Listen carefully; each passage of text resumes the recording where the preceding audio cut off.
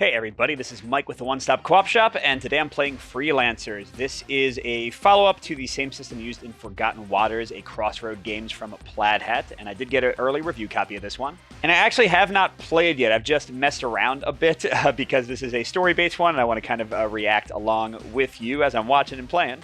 And there are 5 quests in this one. Right now, only one of them is available to play, so I'm not going to review it until more of them come out. But just obviously some spoiler warnings. This is a story-based game. I think some things are replayable, but if you watch a ton of this, then it might spoil some of the first quests for you. And if you like the content on the One Stop Co-op Shop, consider supporting us through Patreon. You get early access to our videos and exclusive videos every month you can't see anywhere else. We have tons of them over on the channel. You can also watch our separate streaming channel for even more content, listen to our weekly podcast, or join the conversation on our Discord. So quick note before I get into the game, this is all run through a web-based app. They are going to have a way to download it eventually, so that I guess if you wanted to play it offline, you could. I'm borrowing my wife's iPad for this one. And this is one of those games that's a total nightmare to film. Just to explain why, a ton of the game is based around, we don't need the tutorial, but they do have a nice tutorial that I did use to kind of learn things. Yes, I'm sure. Go away. This is one where I'm already set up, where a lot of the game is listening or reading, if you want to really well done like flavor text with a full narration and everything. By the way, I'm picking my starting races and class, Mouser, Elf, Goblin, and Warrior. I'll explain what all that means in a second when I show you my characters. And okay, and we'll play on regular difficulty, and yes, I'm set up. So here's what I wanted to show you. I'm about to go to a totally different screen. Because I'm recording off of a microphone, it won't pick up the iPad audio like well at all. And there's a lot of narration. So what I have to do is I have to go to my desktop and then record off my screen with this, I forget what it's called, like Soundflower thing that makes the computer record its own like audio coming out. It's a big hassle. So all that is to say, I'm not sure if I'm going to play through the entire first quest. I might just do like a part of it for this video. And additionally, I'm only going to show the full like audio story stuff for this first location, the Hub Marketplace. So it'll be like maybe 4 or 5 full like audio things. So, but let's give a quick overview of how the game works. So this part, if you've seen Forgotten Waters, which we also covered on the channel, you might kind of recognize this. You'll go to locations in the game, and then in player order, you'll select where you want to go. And you're not supposed to like read the stuff on the right that gives the actual like exact details of what the action will do. You're supposed to do it more thematically, like read the flavor text, like do I want to visit a magic shop? Do I want to rest? See the icons that correspond to the different skills your character might have. And then you resolve all those things. Often they'll send you to an entry in the app. And then you might like do a few rounds of this. This is also generally how combat is handled. But in between those zoomed in encounters, you'll be moving around this adventure map. And this is different than Forgotten Waters. That one had like sort of a little like actual board you were exploring. But here it seems a bit more linear, although you can like go back to locations and such. And again, you don't know exactly what you're going to encounter. Like I know I'm going to go to a campsite first. I know I'm going to go to a Fortuneteller second. But then I could choose to go to a tavern, or I could choose to go to 81, which is going to be an entry in the app, and then I go along these. And this is map A. There's a different one for each of the quests, but again, only one of them is actually ready. And it looks like things do change up quite a bit with how those work. And yeah, there's some quests I have to do. I'm sure the initial narration will help to make that all clear. But the most important thing for the game is your character, and you do a combination, so you pick a species and you pick a class. For my main one, I went with a Mouser Warrior, because I am playing solo, and that means I get 2 helpers that just have a species. In this case, I went with a Goblin and an Elf. And basically, like, they don't level up. There's almost nothing I have to track for them. Instead, when they level up, I'll level up instead. When they use skills, they'll use my stats instead. So it's kind of like 3 of me running around. But I do level up much more slowly to account for that. I'm going to like basically level up half as quickly as I would in the game. And speaking of skills, there are 5 of them: Might, Agility, Smarts, Will, and Sense. Items you get and armor and such and followers will help boost those stats sometimes. And how skill checks work, it's a lot like an RPG. You'll have a target number. You always roll a d20. That's like the basic thing. Oh, that was a good roll, 19. And then additionally, you roll a die based on how good you are in the skill. So if you have nothing in the skill, nothing marked out, then you get no die. If you have 1 box, you get a D4, 2 boxes D6, 3 boxes, I'm guessing, yes, that's a D8, 4 boxes D10, 5 boxes D12. So you slowly increase your odds, and again, your like items and stuff can also help you. And then whether you reach the target number or not is going to send you to a different entry in the app, generally speaking. So that all kind of makes sense. And then you got a bunch of other things going on. In a multiplayer game, these would all be like divided up amongst the players just to like give them each a job. So you've got the medic. As you take damage, you're going to put wounds, taking them from here on your character.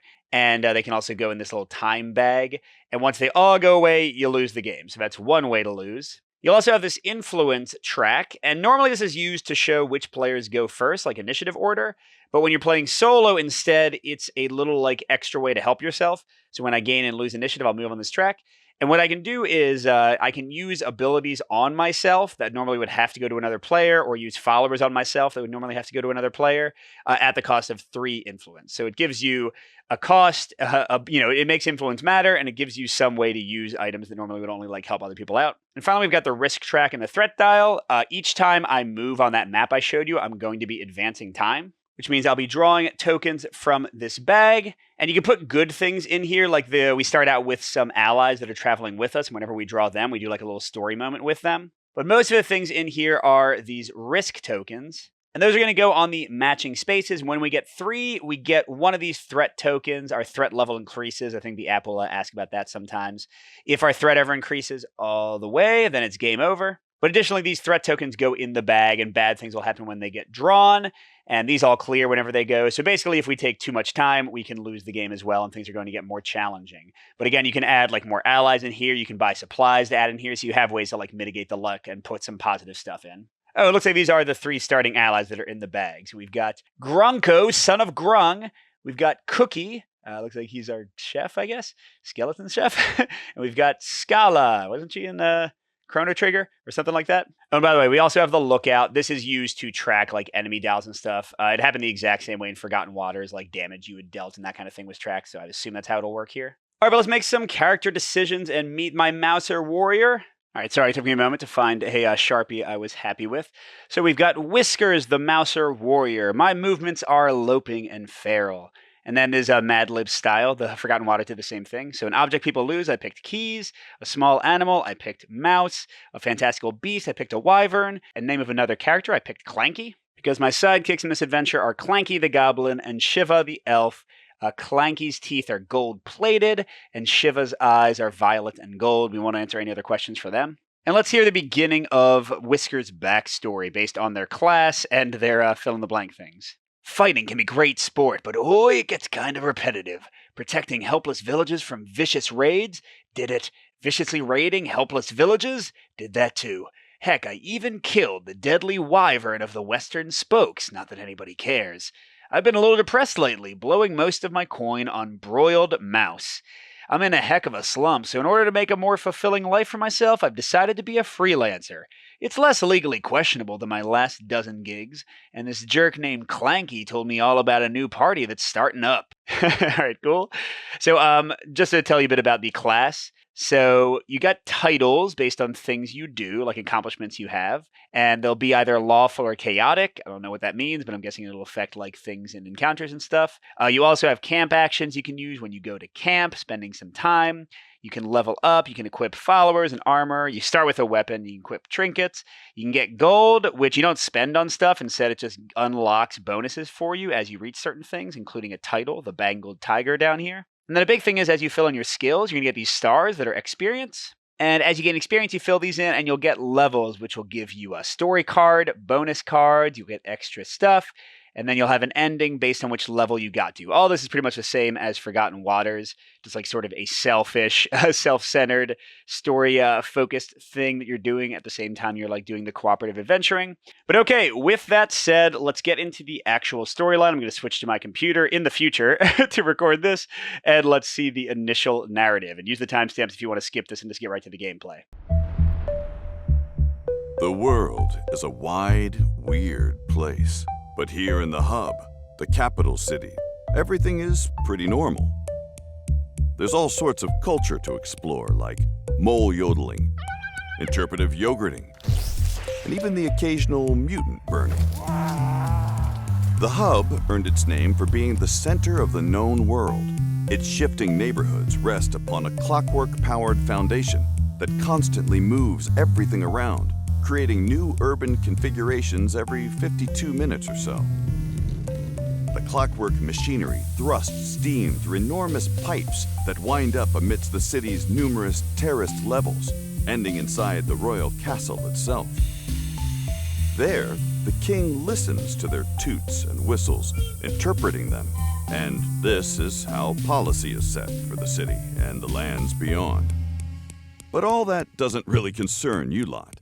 You're just a bunch of good-for-nothing, down-on-your-luck nobodies.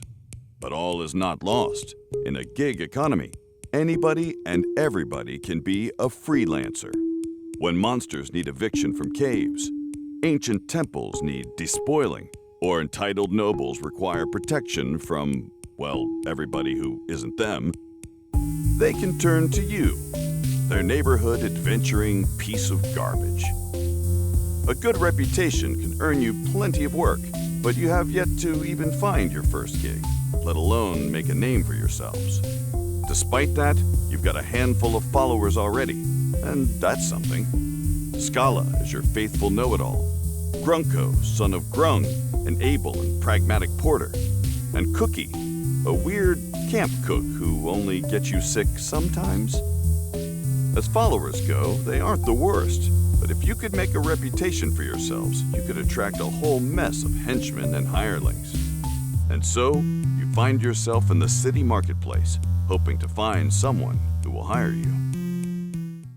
All right, so there we go. We find ourselves in the hub marketplace trying to get hired for a gig, an adventure, and we're each going to pick something. Normally this would be an initiative influence order, but in solo I just pick for everybody. And just to keep things a little bit clear, I use the tokens that would normally mark influence for Clanky and Shiva, but Whiskers I kept the full standee. So places with a little single icon here mean only one person can go there. Once they do, it's locked. The multi-icons mean that any number of people can go there. So we've got help move boxes, which looks like it's based on might. Visit the junk shop, which looks like it has something to do with getting treasure. Visit the magic shop, something to do with smarts. Grab drinks. Anybody can go to, has something to do with influence and also getting luck. That's what that symbol is. Luck is a reroll, as you might imagine. Rest. He's going to spend some time, but let us do camp actions, which I'm a little bit loath to do because time is going to hurt us, as I mentioned. Pick a pocket is going to have something to do with agility. And look at flyers is going to, I'm guessing that tells us stuff about the map and what's coming, maybe? And now this is pretty important. Your character is only able to level up some things more than others. So in Whisker's case, might and agility are the ones that can get me possibly 2 experience instead of only 1 for the other stats, and can increase the most, which I think means I probably want to focus on them early. So with that in mind, I remember Clanky and Shiva are pretty much me in a lot of ways. I think I'll pick a pocket. I'm a cat, right? I should be good at that. And let's send Shiva to help move, or maybe Clanky. Clanky's probably worked with machinery more. He can help move boxes. Visit magic shop. Smarts is my worst skill, so it would get me an experience pretty quickly, but also I would never be able to level it up again, so that seems like a bad choice. Maybe getting some loot from the junk shop. I don't think I want to do influence yet, since that doesn't matter that much. Again, I don't want to rest. Look at flyers would tell me stuff about the map, maybe.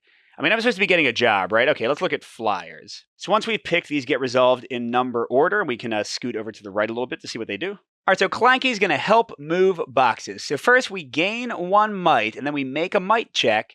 If we get a 1 through 14, we'll get 1 entry. If we get a 15 or more, we get another entry. So remember, all my friends are me, so I get the +1 might. In solo, you only fill in half the box, which does mean I get the die bonus, but you don't get the experience or gold until you fill in the other half of the box. So you're basically leveling up half as quickly in solo. So that means Clanky/me is rolling a D. Ooh, actually, look.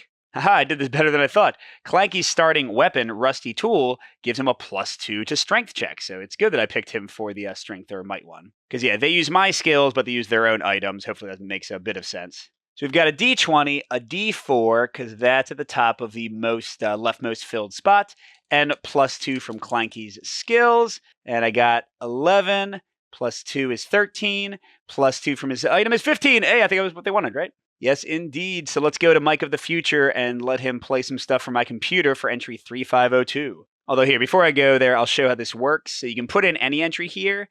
Oh, by the way, and there's a timer if you want to use it of like 45 seconds for people to pick where they're going to go. But the nice thing is they have quick entries for all the major ones. So this was 3502, and it'll take us right there. Go! I can help with those boxes, you tell the gruff Stiltkin behind the bronze giraffe store. He stops loading boxes and turns to you, sizing you up with his compound eyes. I don't know. He buzzes, leaning on his cart. These are boxes packed with bronze giraffes, and your arms look skinny as heck. These mighty meat machines? You ask, flexing your muscles. Just tell me where you want the boxes. The Stiltkin looks skeptical, but points at the cart with his antennae. Back aching, you complete the assignment, and the Stiltkin happily hops into the cart. He gives you a respectful nod. Why don't you help yourself to a box of giraffes as payment? You figure you could always sell the bronze, so you eagerly accept your award. You watch in pride as the Stiltkin rides off. Then you shoulder your heavy reward and walk away. You have just turned the corner when you hear a door open in the alleyway and a shopkeeper cry out, Who stole all my giraffes? All right, so apparently we were being a bit shadier than I thought we were. Now, it said we get a title, Mighty Meat Machine, but you'll see that my followers don't have titles, and I just looked back at the solo two-player rules, and it doesn't say whether they can get titles or not. It feels wrong to me to give myself the title they would have earned. So since they didn't mention it all, I'm just going to assume that nobody gets that title. But it did have the lawful icon. So if I had gotten it, I would have written it here. I would have circled the lawful thing, which again, I assume will have different effects and things. And then whenever you get 4 titles, you get an experience. So I'm not getting any of that. And also said Clanky got a gold. Gold, you just cross in. And whenever you reach again, this is not something you spend, at least to my understanding, but whenever you reach an icon, you get a bonus. The little person here means that we would get a new follower, so he would have somebody following him that would help us out with powers, and also we would add another token to the bag, so that'd be great. All right, and the next to resolve would be me picking somebody's pocket, so let's check that out. So it's agility +1 and making agility, so exact same thing, okay. All right, so my agility is half up, which does not get me the experience yet. Again, when I fully fill the box, I'll get the bonus, but I do get the D4. And decent chance I'll fail this because 15 is pretty... Oh, yeah, I'm definitely not making this. So that's 5. Now, I can ask other players for aid, which means if they would put a stress token on one of their 3 hearts, which is easier to get rid of than a wound. They go away a lot more easily. Then I could reroll one of the dice. And they can do that as many times as they want. And I can also, in solo play, use stress on myself. That's where you would spend the 3 influence, and then I would mark one of my own hearts and get a reroll. But I can't imagine I'll get punished too much for like the very first page of the game. And also with only a 3 on the D4, I would need to get a 12 or higher on the D20, which is slightly less than 50% likely. So let's just see what happens when I fail.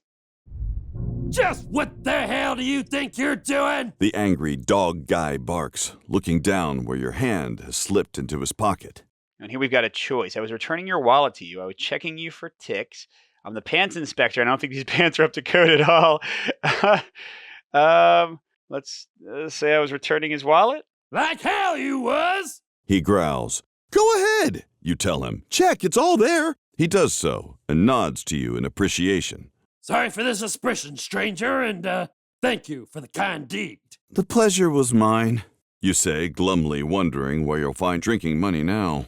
All right, so I did not get in trouble, but I also didn't get anything good except for the skill, so it goes. Okay, and the last one is Shiva checking out the flyers. Oh, and we get sense +1. Oh, that's a skill. Awesome. I didn't realize I was getting a skill from this. I thought that was something about the map, and then we'll go to that entry, but let's get the skill first. And good. That's another one of my ones that I'm decent at. Smarts is the only one that I really want to hold off on leveling up until I have to. And now checking out the entry, and this is almost the last time that I'll show the app. Again, just because it takes a lot of extra time on my part. You notice a flyer advertising a magical improv show. Worse, the flyer threatens audience interaction. These are truly dark times. But you also spy an advertisement for the Ship-Shape Shops, a powerful merchants group seeking protection for a journeying caravan.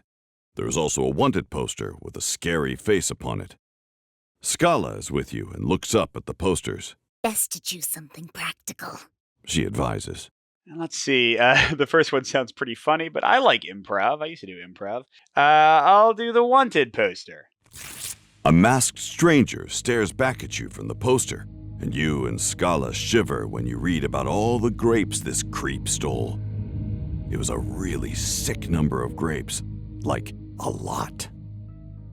It's another title, Bounty Hunter. Yeah, I'm gonna have to check with with Plaid Hat later and see if I'm supposed to like get the titles myself or something. But for now, we'll assume that nobody has it, unless the game like checks later when whether any of us have it. In which case, then we would like definitely need it. So yeah, we'll see. Okay, now with all of those executed, we go to round N at entry 3509. You are talking amongst yourselves when you are approached by a nifty dwarf fellow with a magical air about him. His beard is long and gray, his blue hat with golden stars is tall and pointy, and his wooden pipe has a very long stem. He is the perfect portrait of a wizard. Freelancers! He cries, the wide sleeves of his robed arms drooping as he holds them aloft. Behold! It is none other than I, Veldimax the Great. And you look like the sort of freelancers I seek. Yes, indeed. Just the sort of dungeon-delving, treasure-hunting killers I require. You're really digging his vibe, so you all quickly tell him you're in. Pray, do not commit just yet, He urges. for my quest is the most perilous kind.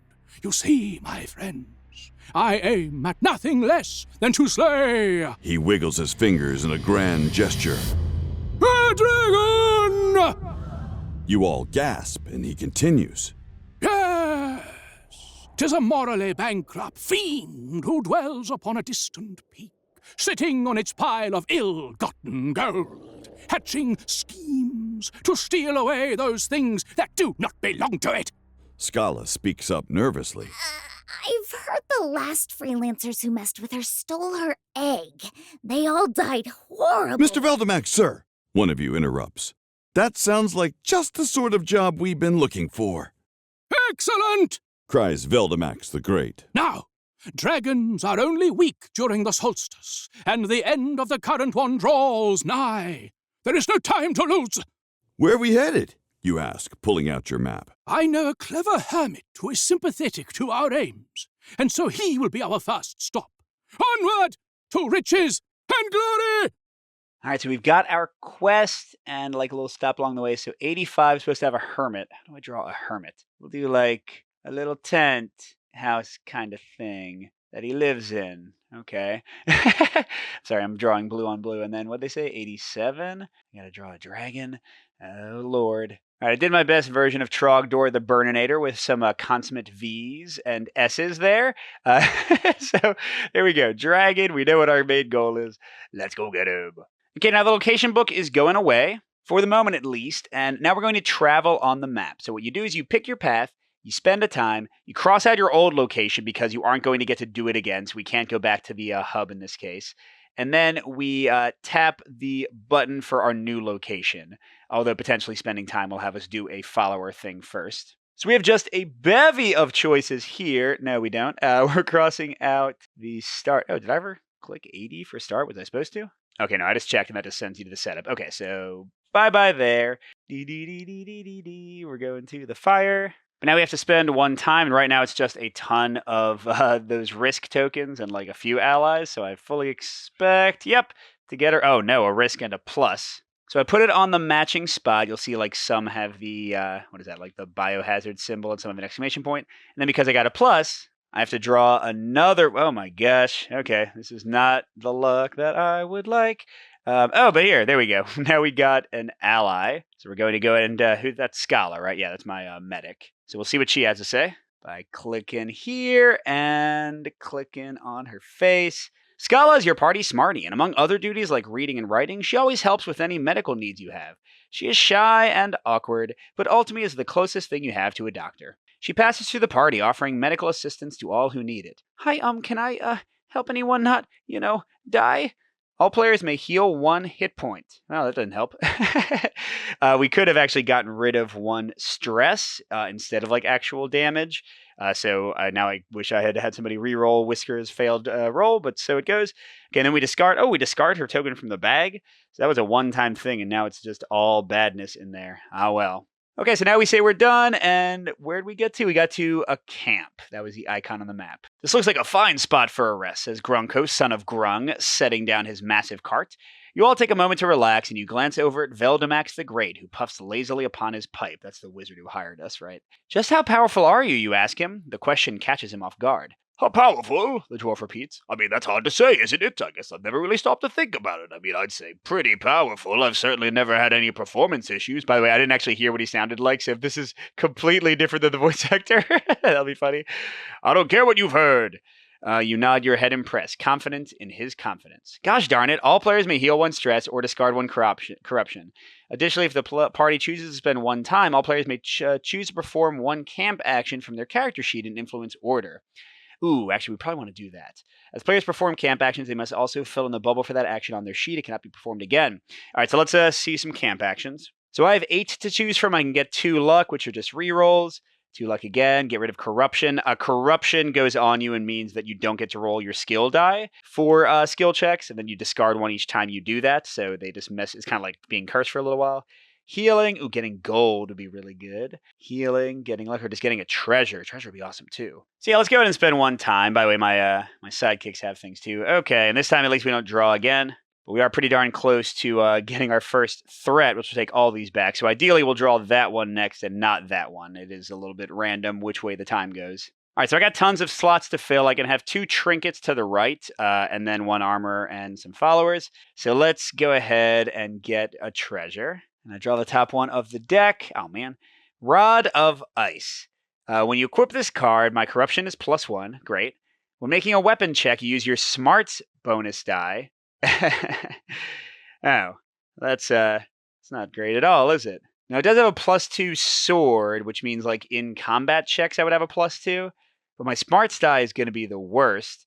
So I don't think you can trade items unless you're at a trading post. And you have to, like, immediately, so I can't, like, hold a backup weapon. So I'm just going to throw this away. That was kind of a waste. I do not want a Rod of Ice for a character who is terrible at smarts. Oh, I didn't say my fencing blade uses the bonus die of my agility. So if I keep on boosting up my agility, which is something I would want to do, I'll become very strong indeed. All right, Clanky and Shiva each only have 1 spot to fill. Ooh, let's do supplies for Clanky. That's just going to be an extra bonus token in the time bag. And, ooh, we can do risk -1 for Shiva. Let's do that. So the supply goes in the bag. It's a one-time thing, and then it's discarded, but it's just a nice thing. And then risk -1 will get rid of that latest risk so that we are not going to potentially get the 3 in a row really quickly. All right, we're going to travel again.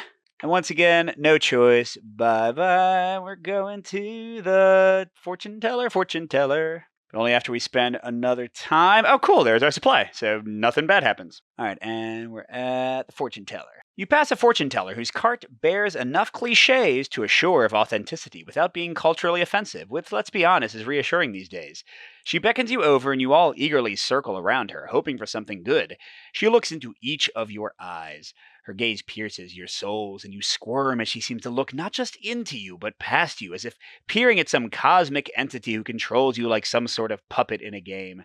She speaks to you, only her words seem aimed at the cosmic entities, and she asks, "How y'all feeling about swear words tonight? Anyone not feel comfortable about that? It's best if everyone's honest." Fourth wall breaking, like actually asking if I want swear words in the game. Well, family channel, so let's not do swears. The group chooses the player with the largest vocabulary. That player gains the title, The Reserved, which is lawful. Well, since I'm still not sure what's happening with the other titles, definitely gonna say The Reserved here, and it's lawful. Yay, our first title. Excellent, says the fortune teller. And now that I've calibrated my seeing stone to your party, what one secret of the universe can I reveal to you? What does sauté mean? Cookie asks, but everyone tells him to shut up.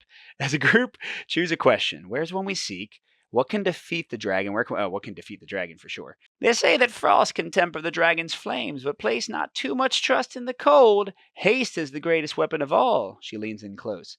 Regardless, one among you will do what needs to be done, but not until they are forced into action. So frost, haste, one sacrifice.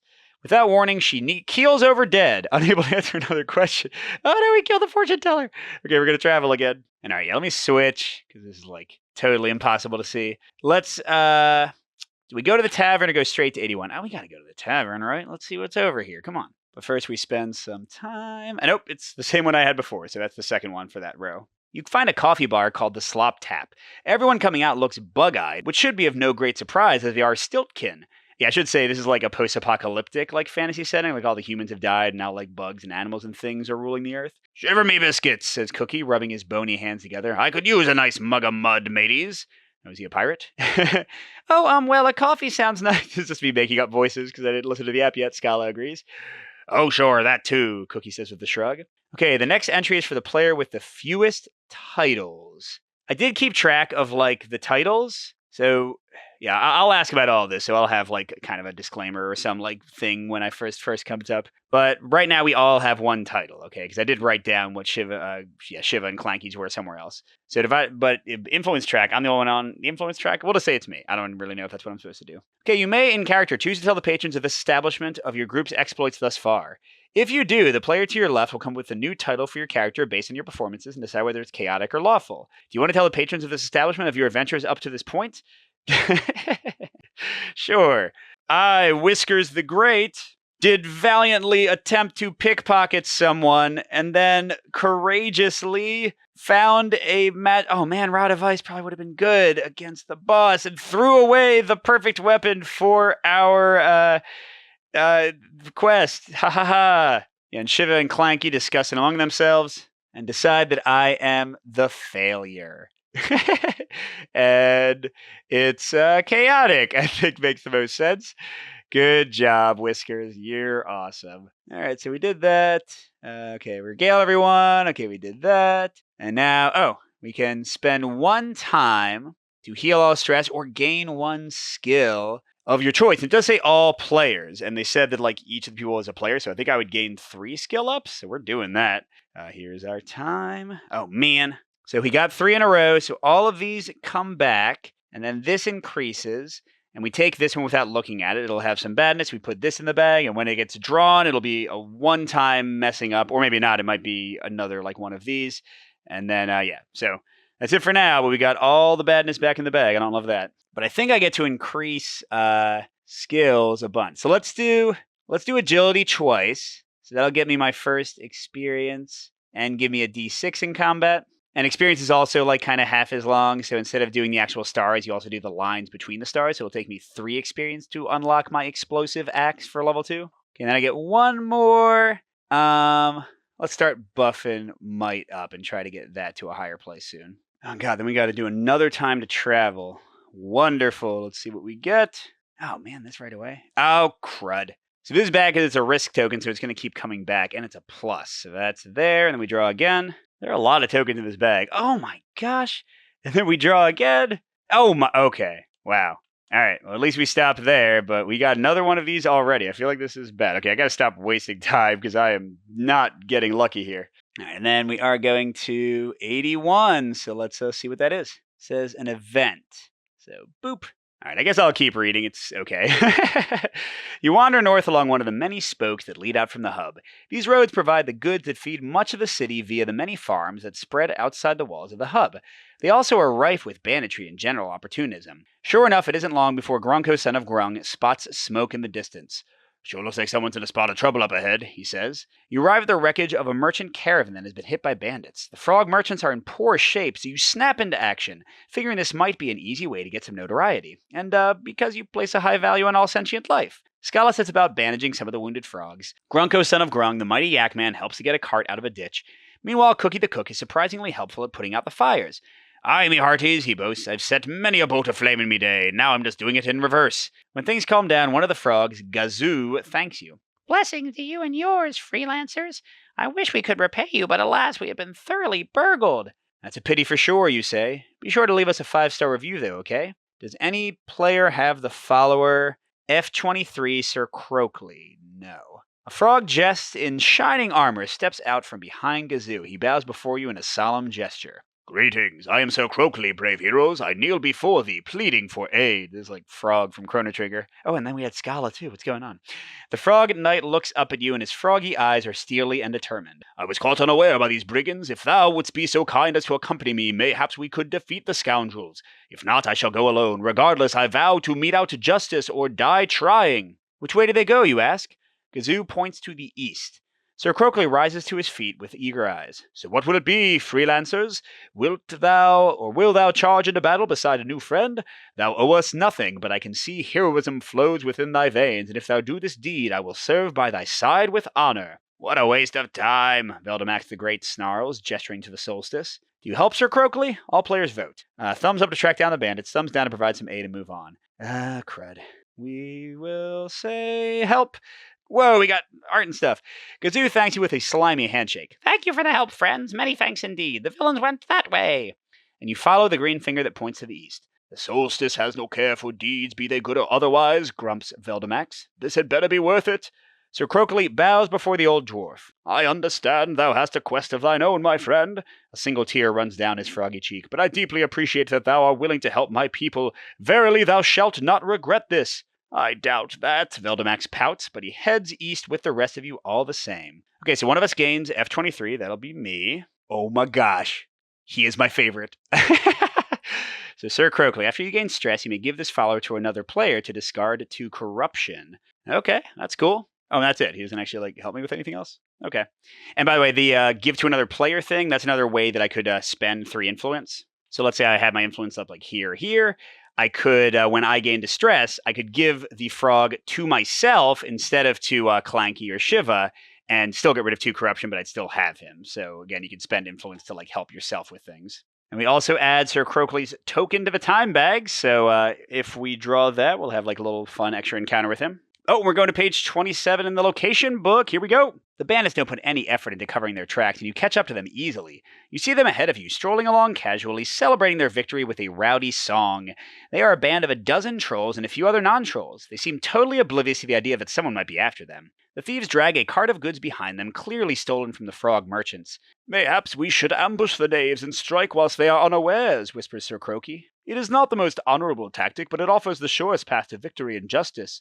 And with that, you charge into battle, rushing forward, ready to crush the vile bandit trolls. You catch them flat-footed and unaware. All right, and we set to the current threat. So it's 12 plus the number of players, so 15. So they have 15 life, I guess. Heck yeah, this is awesome. The enemy forces attack! And we got to pick our actions. We can grapple with strength. We can do a full assault, which seems like it's going to hurt A, but also cost us wounds, also maybe get us luck, and needs attacking. Okay. We can improvise, we can scan the perimeter, channel corruption, parlay with will, which we haven't increased at all, or sneak attack. Ooh. Okay, so here's what I think makes the most sense. Clanky's better at strength, right? So we'll grapple. I'm going to sneak attack, I think.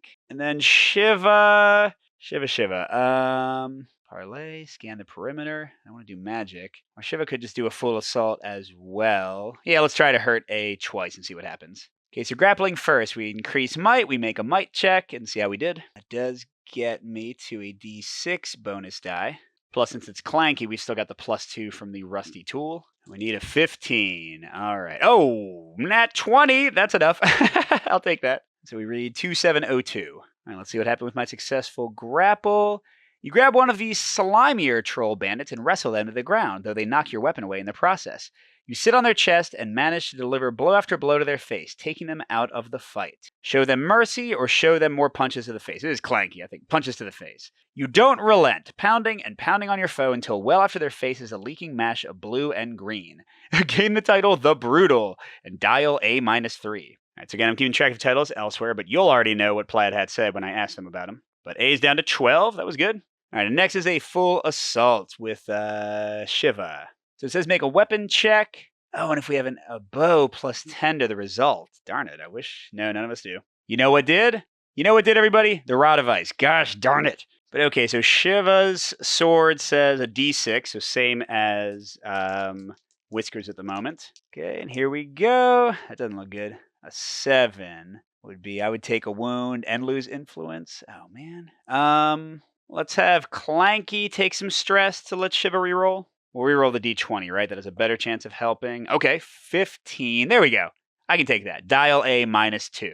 Yeah, that one's tough with our current weapon loadouts. Maybe we shouldn't do that again. Let's see if things go better with sneak attack. Okay, make an agility check after agility +1. So that finishes filling in the second box, which means Whiskers gets a gold. Okay, now I've got a straight D20 and D6 roll. Oh, man. Okay, ooh, the 5 is good, but I probably want to re-roll that, I'm guessing. Okay, if I wound... Right, so if I get a 1 through 14, I take a wound and get to choose 1. If I get a 15 through 19, I can choose 2. Okay. I just need a 10 or more to get to that 15. So Shiva, help me out. Let's re-roll the D20. Come on. Oh my gosh! 24! So it's got to be good. Yes, luck +1 and choose 3 of the following. So luck is a free reroll of one of your dice, as you might imagine. Okay, so definitely dial A -3. And then I can choose -1 multiple times. Well, let's get a treasure. And so we'll do -4 total to dial A and the treasure. So we got him down to 6. Another sneak attack and grapple should finish him off. And Whiskers. Oh, this time it's a trinket, which I can definitely hold. So it's a star chart. It's +2 to smart, +1 to sense. These are not my main skills. And then I can discard it to take away a risk of either type, like get rid of the treasure entirely. My God, it's full of stars. They're making 2001 references now. And yeah, you can hold up to 2 trinkets for your character. All right, so we did not defeat them in round 1. I imagine some bad things are going to happen. 2, 7, 12. All right, is dial A at 0? No, it is not. Okay, the party must collectively choose someone to make a weapon check. The next entry is for them. I guess it'll be me. My weapon is as good as anybody else's, and I'm the only one who's not hurt. All right, make a weapon check. Is the result equal to or higher than dial A? I mean, that's definitely going to happen, right? Should I roll on an iPad? Sorry, sweetie. 10. Yeah, dial A is only at 6, so yes. In a ferocious flurry of blows, you slay enough of your remaining foes to make their survivors rout. You stand victorious. Gain the title the Bandit Basher. And that's lawful. Yeah, there we go. Only 1 away from an experience. What was it? Influence +3. So now I could use that ability on myself again, like Sir Croaky's. And you return the stolen wares to the frog merchants, and they thank you profusely, promising to spread word of your deeds far and wide. You have done a great thing for us heroes, Gazoo exclaimed, shaking your hands excitedly. I was certain you would all be killed by those ruffians. Oh, you say? Thanks. Please accept this reward, noble ones, Gazoo adds, and he tosses you a bag of coins. Veldemax the Great seems frustrated. Now can we please get back to the quest at hand? We need to slay the dragon before the solstice ends. As rude as he is, you have to admit dealing with the bandits took more time than you expected. Spend 1 time. What do we got? Okay, one of those, but at least there's no plus. Now what else? All players gain gold, and the player with the highest influence gains the title Friend to Frogs. I guess that's always going to be me, since I'm the one with influence. Nice, so that's Friend to Frogs. That was lawful. And with that, I gain an experience, but unfortunately not level 2 yet. Again, that's only because of these solo 2-player rules. Oh, and a gold, I get another reroll. And Shiva gains nothing. And Clanky, gets a follower. Let's see who it is. And you pick randomly, and it is Lazy Bones, the chill DJ. So he does literally nothing. But you know what he does do? He gives us a better token in the bag to draw, although I feel like maybe nothing much will happen, except maybe he'll relax us and take away some stress with his music. All right, and then we close the location book, and we can travel again. Oh, but they're saying we can save and quit, and I do think this is a good stopping point. Hopefully this has shown the basics of the game well, including how solo works. Clearly the game is built more for co-op and like goofy fun. That's certainly how I'm going to go play the rest of it with my family. But solo does function fine. So it looks like we're about to go to a trading post, then to a crossroads. We can either, that's a shrine of law, lawful shrines. And then maybe my titles will matter. But yes, that was a little taste of Freelancers. I'm still deciding when I'm going to review this one, because like I said, they only have 1 of the 5 quests available right now. So I might wait for at least a second quest to be out to review it. So it'll be maybe a longer waiting period until that happens. But yeah, I think you've seen like the majority of how the game runs. Hopefully that was fun. And again, just to be clear, this was a review copy from Plaid Hat Games. They sent me early. Thanks for watching, everybody. Good gaming, and I'll see you at the next stop.